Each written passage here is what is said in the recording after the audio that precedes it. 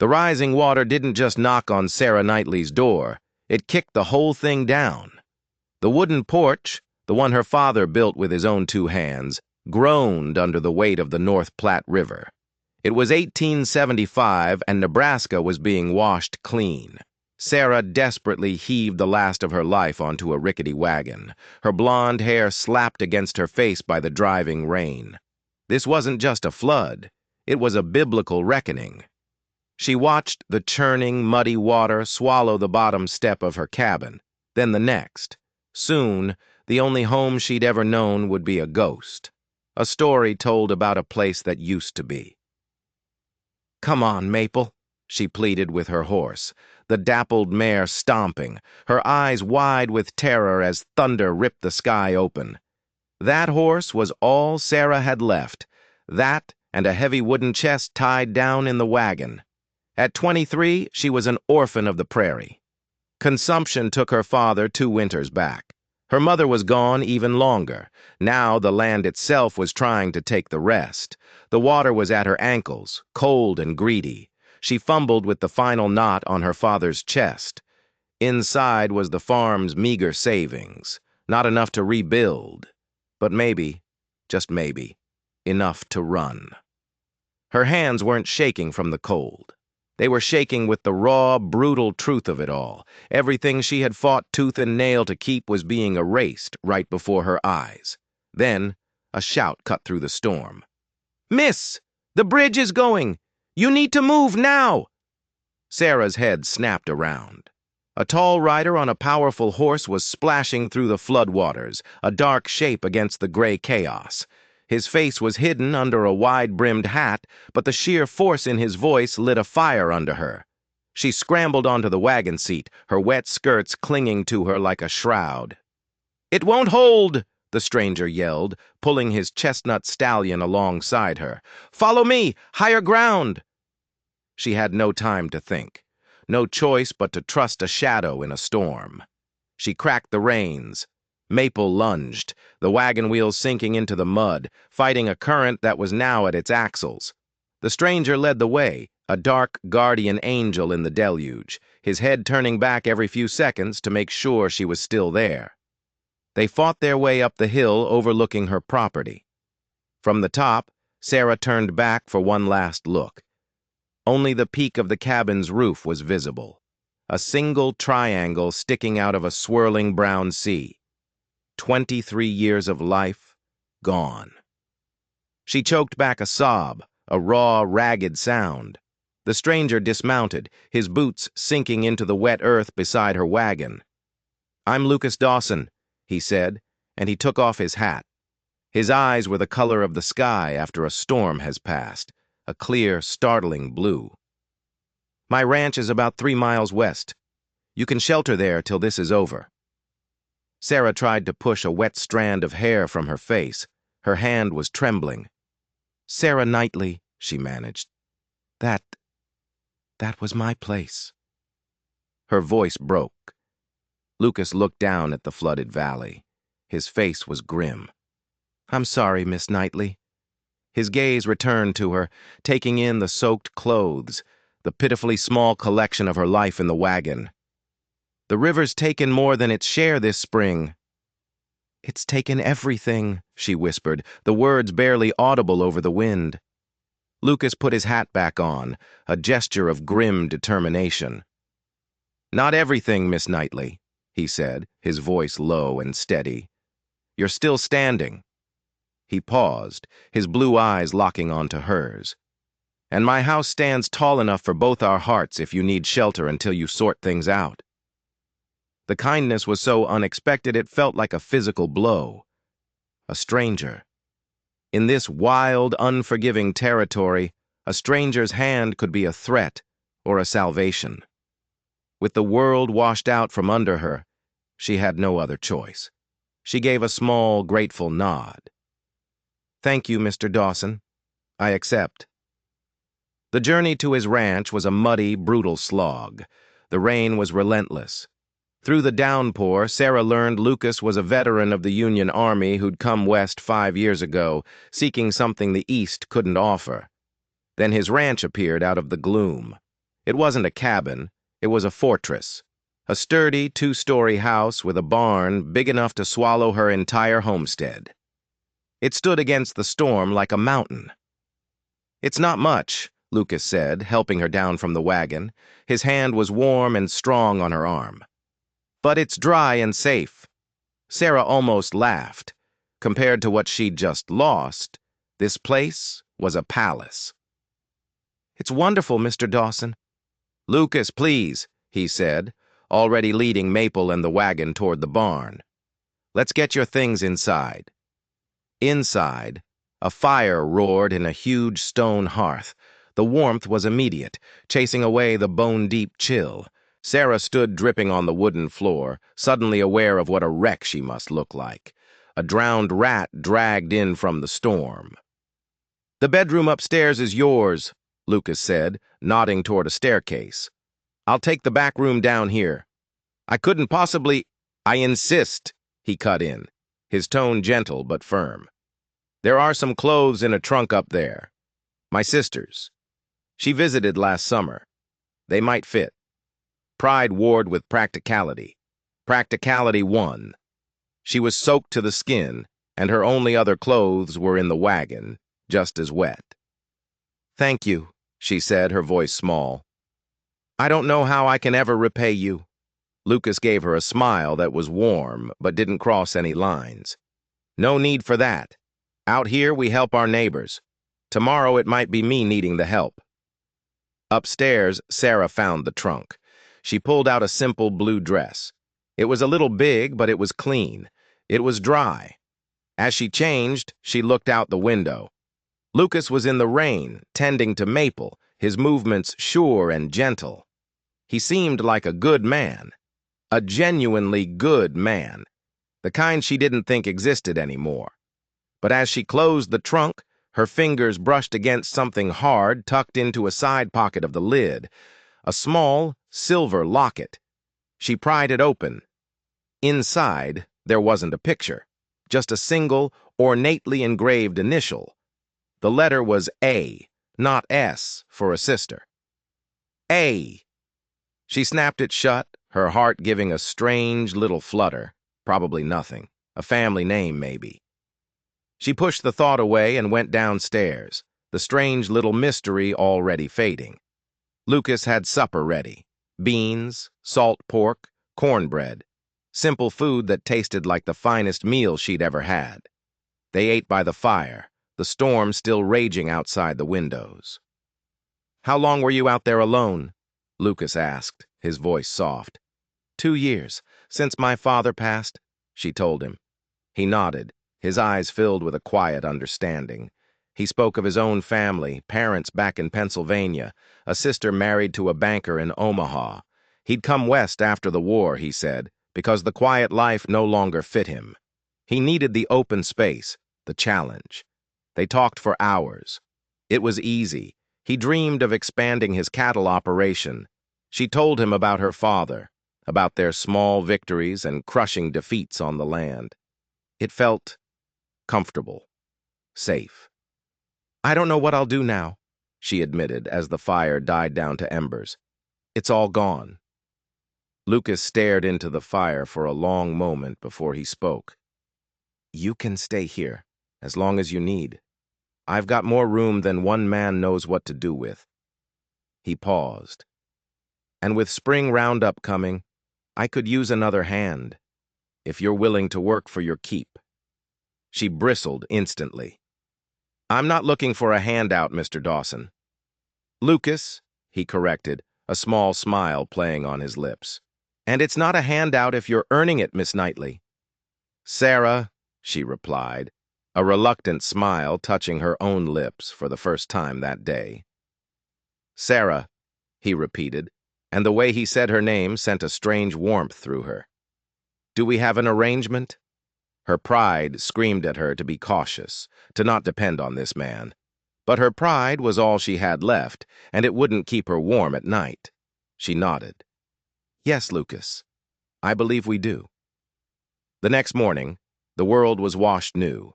The sun was out, and Lucas was already at the corral assessing a young colt. Sarah, dressed in his sister's clothes, walked out to meet him. "Is there something I can do?" she asked. He turned, and his whole face brightened when he saw her. "Morning. I thought you'd sleep in." "Farm life doesn't allow for lazy mornings," she said. He nodded, a look of approval in his eyes. "Well, if you're serious about earning your keep, the chicken coop and the garden took a beating in the storm."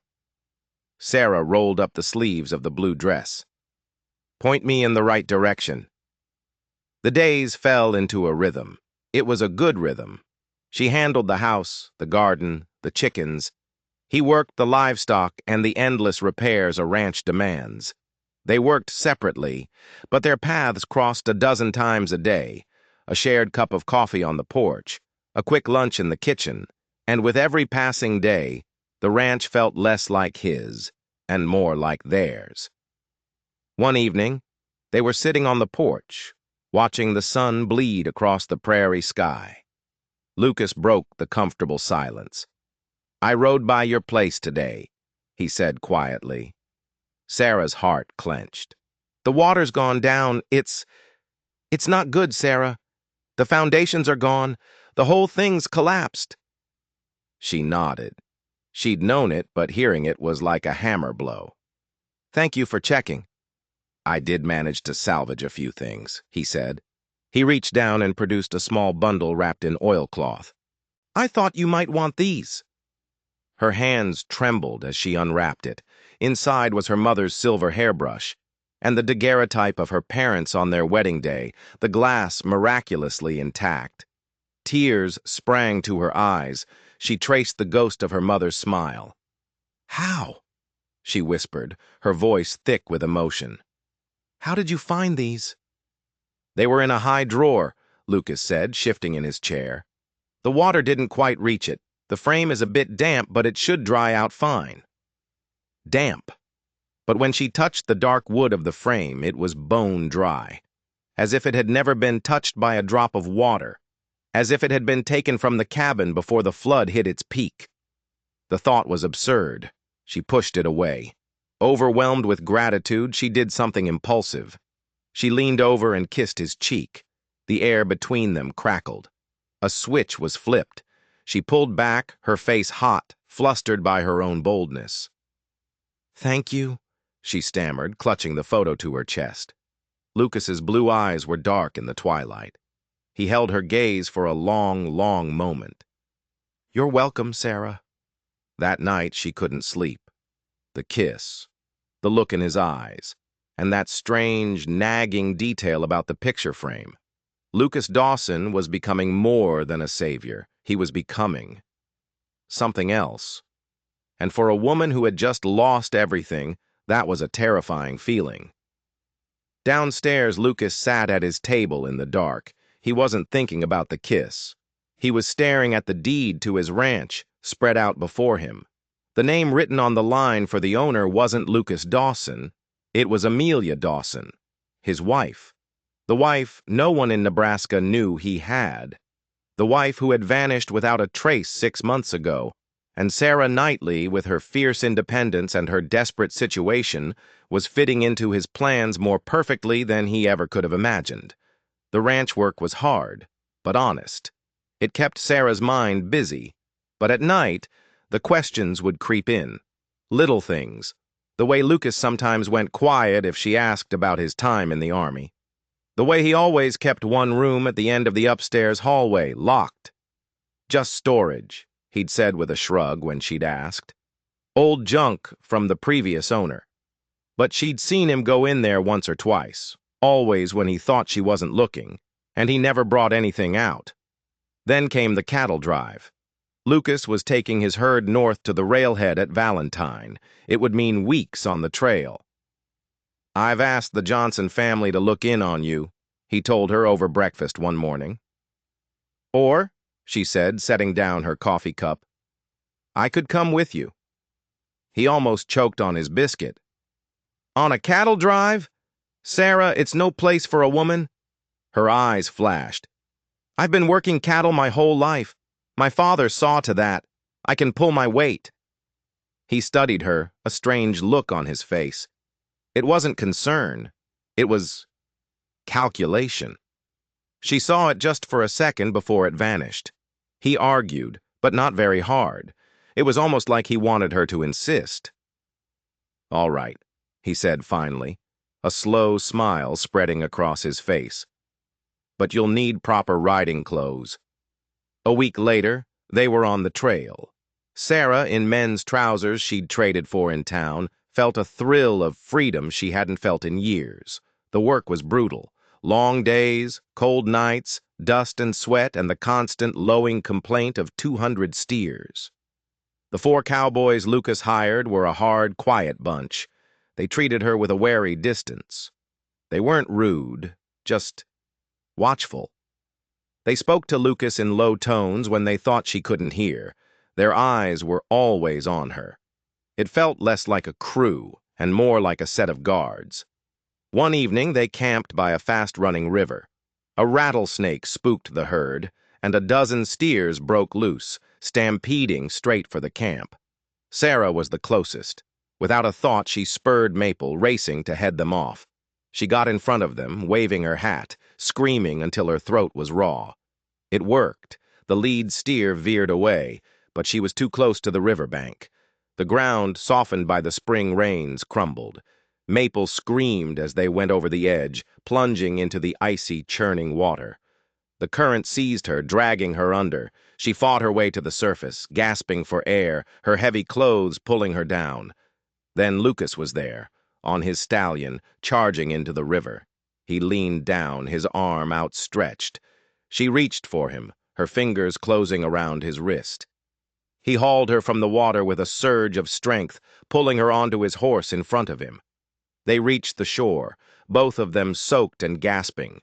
He half carried, half dragged her away from the water's edge and pulled her into a fierce embrace. "Are you trying to get yourself killed?" he demanded, his voice a harsh growl against her ear. But as he held her, his hands moving over her arms, her shoulders, she felt something wrong. It wasn't the frantic check of a man terrified of losing someone. It was a methodical assessment. A butcher checking a piece of meat for damage. Then his grip on her arms tightened, just for a second. It was a grip of pure, white-hot frustration, of anger. It was the grip of a man whose plan had just failed. And in that one terrifying moment, Sarah knew. The stampede wasn't an accident, and he hadn't been trying to save her. He had been trying to make sure she drowned. Her blood ran cold. She was trapped, miles from any town, surrounded by his men, with a man who had just tried to murder her. She couldn't run. She couldn't fight. All she could do was play along. She let herself sag against him, pretending to be weak and shaken. "I'm all right, Lucas," she whispered. "You saved me." He held her for a moment longer, then let her go. His expression was a perfect mask of concern. "Get to the fire and get dry," he said, his voice gentle again. That night she sat by the fire, wrapped in a dry blanket, forcing herself to smile, to act grateful. She watched him. Every move he made, every word he spoke, she saw it now for what it was, a performance. And she was the unwilling audience. The rest of the drive was a nightmare. She smiled, she worked, she laughed at his jokes. And every night she lay in her bedroll, her eyes wide open in the dark, listening to every sound, wondering if this would be the night he'd try again. They sold the cattle in Valentine. Lucas was in high spirits, his pockets full of money. The journey home would be faster. For Sarah, it was a race against time. A day out from the ranch, they met a traveling salesman on the trail. The man was talkative, sharing news from up and down the river. "Terrible flood," he said, shaking his head. "The government's offering new homestead parcels out west for folks who lost everything." Sarah's head snapped up. A new start, a way out. That night, Lucas found her staring into the campfire. "Thinking about those homesteads?" he asked. His voice was casual, too casual. "It could be a chance," she said, her voice carefully neutral. "My own place again." She saw it in his eyes. He didn't like that. He didn't like the idea of her having her own place. He wanted her on his ranch, under his control. "You'd be starting from scratch," he said smoothly. "It's hard for a woman alone." Then he reached out and took her hand. "Sarah, having you at the ranch, it's been the best thing that's ever happened to me. Don't go." He leaned in, and his voice dropped to a whisper. "I love you, Sarah Knightley." The words were a lie. She knew they were a lie, but she had to play her part. She had to make him believe she was his. She looked into his eyes, the clear blue eyes that had once seemed so kind, and she forced herself to smile. She leaned forward and kissed him. "I love you too, Lucas," she lied. It was the hardest thing she'd ever done. Back at the ranch, the lie continued. She let him court her. She let him talk about their future, about marriage. She smiled and nodded and played the part of the happy, grateful bride-to-be. Every moment was a performance. Every touch made her skin crawl. She needed proof. She needed to know what she was dealing with. The locked room at the end of the hall became her obsession. One afternoon, while Lucas was out mending a fence on the far side of the property, she took a piece of wire from the chicken coop and went to work on the lock.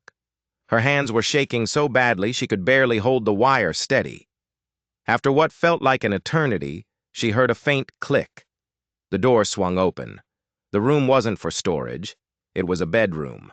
A woman's bedroom. A beautiful, expensive four-poster bed. A vanity table with silver-backed brushes and perfume bottles. A wardrobe filled with elegant dresses, much finer than the simple ones in her trunk. And everything was covered in a thin, uniform layer of dust. It was a room that had been perfectly preserved, a tomb. Her eyes scanned the room, landing on a small, leather-bound book on the bedside table. A diary. She opened it. The first page read, in a delicate, looping script, "Amelia Dawson, May 12, 1874. Amelia, the A on the locket, his wife." She sat on the dusty bed and began to read. The story that unfolded was a horror. It started with love, with a charming ex-soldier who swept a wealthy landowner's daughter off her feet. But soon after the marriage, after the deed to the ranch was in her name, Lucas began to change. The diary detailed his coldness, his cruelty, how he isolated her, cutting her off from her family, how he controlled every aspect of her life. The entries grew more and more desperate. Amelia was a prisoner in her own home. Sarah flipped to the last few pages. Her blood ran cold. October 14th, 1874. "I have told him I am leaving.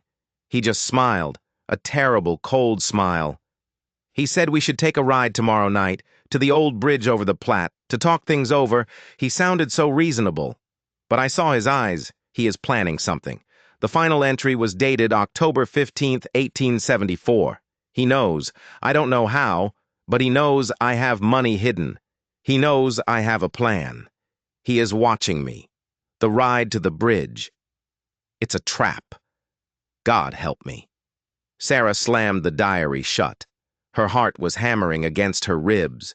The bridge. The flood. It all crashed together in her mind. He hadn't just found her in the storm.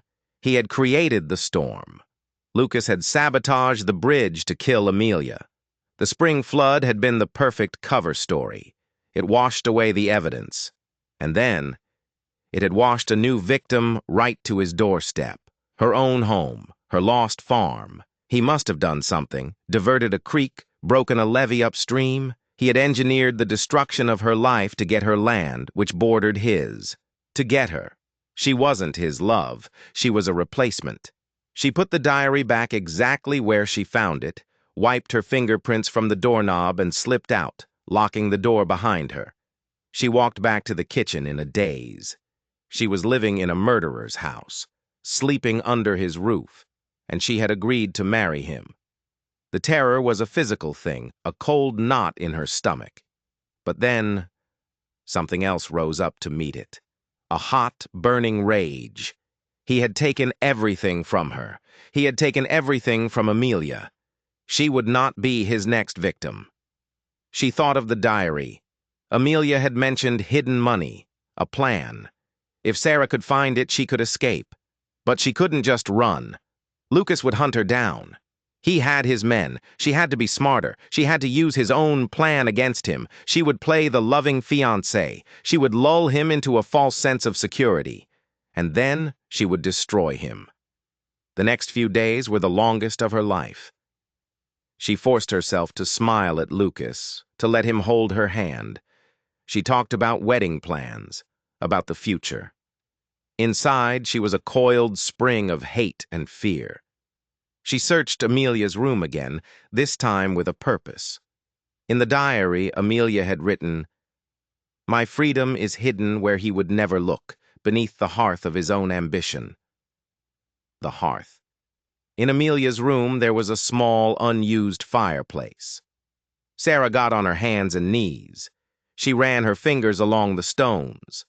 One of them was loose. She pried it out. Behind it was a small cloth-wrapped bundle. She pulled it out. Inside was a thick stack of money, and a second, smaller book, a ledger.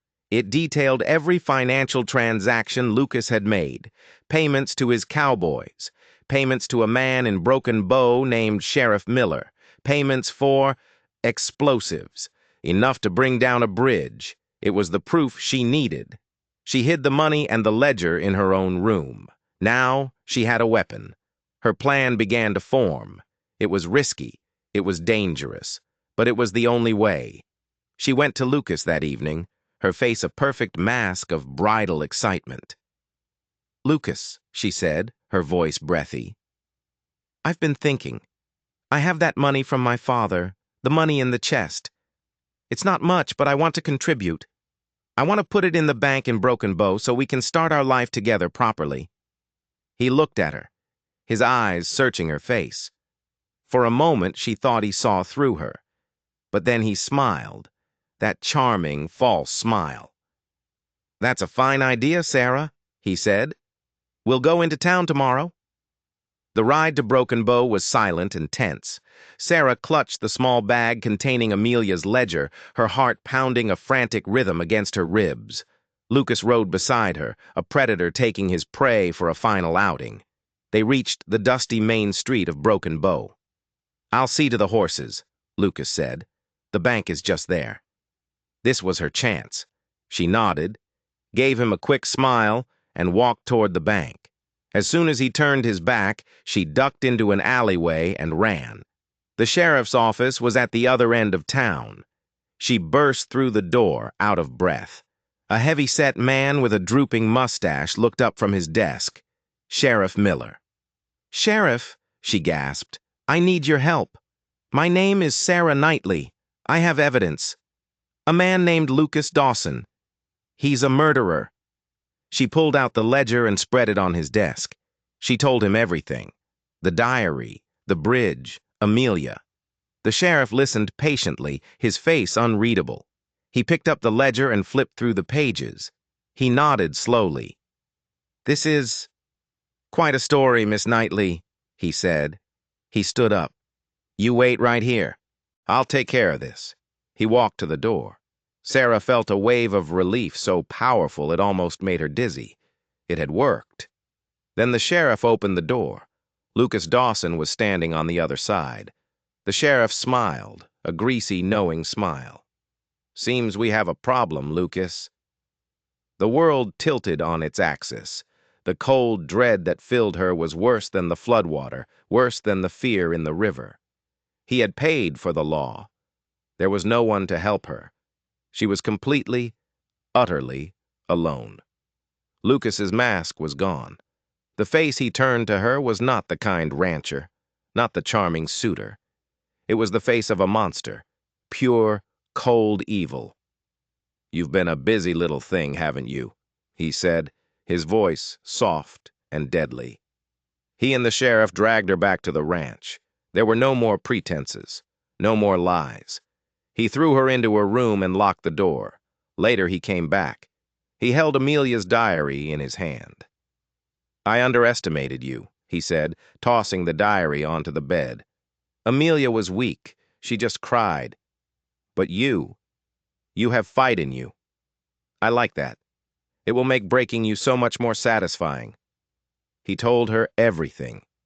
How he'd married Amelia for her ranch, how she'd become an inconvenience, how he'd arranged her accident at the bridge, how he'd sabotaged the creek bank upriver from Sarah's farm, creating a channel that would send the floodwaters straight to her door, ensuring her ruin. Your land is practically worthless now, he sneered. I'll buy it for pennies. It all worked out perfectly. And then you had to go and ruin it by being clever. He stood over her, a dark silhouette against the window. Tomorrow, we'll have our own little accident, a tragic fire, the grieving fiancé, left all alone again. People will feel so sorry for me. He left, locking the door behind him. Sarah sat on the bed, shaking. He was going to kill her. But as the terror subsided, the rage returned, hotter and brighter than before. He thought he had won. He thought she was broken. He didn't know about the ledger. He didn't know about the money. And he didn't know Sarah Knightley. She had one last card to play, Amelia's ledger. She had seen the names, the 4 cowboys, Johnson, Peters, Cale, and a younger one, a boy named Billy. Lucas had paid them all, but the ledger showed he paid the older 3 far more than he paid the boy. He was cheating one of his own men. And there was another entry. A large payment to Johnson, dated the day after Amelia disappeared. Hush money. But for what? The diary hadn't said anything about Johnson. Sarah's mind raced. She had to turn them against him. That night, she heard the men drinking in the main room downstairs, their voices loud and rough. This was it. She used the wire again, her fingers working frantically at the lock. It clicked open. She crept down the stairs, hiding in the shadows of the hallway. Lucas was telling a story, laughing. The other men were laughing with him. Sarah took a deep breath and stepped out of the shadows. "He's been lying to all of you," she said, her voice ringing through the sudden silence. Every head turned. Lucas's face hardened into a mask of fury. "Get back to your room, Sarah." "He's cheating you, Billy," she said, looking directly at the youngest cowboy. "He pays the others twice what he pays you." Billy looked confused, glancing from Sarah to Lucas. "And you, Johnson," she continued, her voice gaining strength. "He paid you a bonus after Amelia died. What was that for? For helping him? Or for keeping your mouth shut about what you saw at the bridge that night?" Johnson's face went pale. "She's hysterical," Lucas snarled, taking a step toward her. "Am I?" Sarah said, holding up the small ledger. "It's all in here. Every payment, every lie." She threw the ledger onto the table. "He's using you. He'll get rid of you just like he got rid of Amelia. Just like he plans to get rid of me." Chaos erupted. Billy rounded on Lucas, shouting. Cale and Peters looked at Johnson, suspicion dawning on their faces. Johnson was stammering, trying to deny it. Lucas saw he was losing control. His eyes were wild. He lunged, not for Sarah, but for the rifle mounted over the fireplace. But in that split second of distraction, Sarah ran. She didn't run for the door. She ran for the fire. She grabbed a flaming log from the hearth with a piece of cloth and threw it into a pile of dry curtains. Flames erupted instantly, climbing the walls. Smoke filled the room. The men were coughing, shouting, their argument forgotten in the face of the fire. Sarah didn't wait to see what would happen. She ran out the back door into the cool night air. She didn't stop. She ran to the barn. Maple whinnied nervously as the smell of smoke reached her. She saddled the horse with frantic speed, her hands sure and steady. She grabbed the saddlebag where she'd hidden Amelia's money. She swung herself onto Maple's back. She took one last look at the house. The downstairs was glowing, an angry orange beast roaring to life. The men were stumbling out the front, silhouetted against the flames. She turned Maple and rode. She didn't look back. She rode hard and fast into the darkness, the wind whipping at her face, the rage and the fear and the grief fueling her flight. She was free. Sarah rode for 2 days, sleeping in gullies, eating the last of the hardtack she'd had in her saddlebags. She avoided towns, avoided roads. She finally made it to Omaha, a sprawling, noisy city that felt like another planet. She found the address for the banker Lucas had mentioned, Amelia's brother-in-law. She stood on the porch of a grand brick house, her clothes torn and dirty, her hair a wild mess. A woman answered the door, her face etched with a permanent, weary sadness. It was Lucas's sister-in-law, Amelia's sister. Sarah told her everything. She showed her the diary, the ledger, the money. The woman wept, for the sister she had lost, and for the stranger who had brought her justice. They didn't go to the local law. They went to the U.S. Marshals. The story came out. The fire at the Dawson Ranch hadn't killed anyone, but it had shattered Lucas's crew. When the marshals arrived, the men turned on him, each one trying to save his own skin. They confessed everything: the bridge, the flood, the plan to murder Sarah. Lucas Dawson and Sheriff Miller were arrested, their reign of terror over. Months later, Sarah stood on a hill, looking out over a piece of land. It wasn't the biggest plot. It didn't have a fine house. It just had a small, sturdy cabin built with her own two hands, paid for with her own money. And it was all hers. The river had taken everything from her. A man had tried to take the rest. But they had failed. She had survived. She was not a victim. She was Sarah Knightley, and she was finally home. The prairie is full of stories of survival, but some are darker than others. What would you have done if you were in Sarah's shoes? Would you have seen the truth in time? If you enjoyed this story and want to hear more tales of twisted justice and incredible resilience, don't forget to hit that subscribe button and turn on notifications. You won't want to miss what's coming next.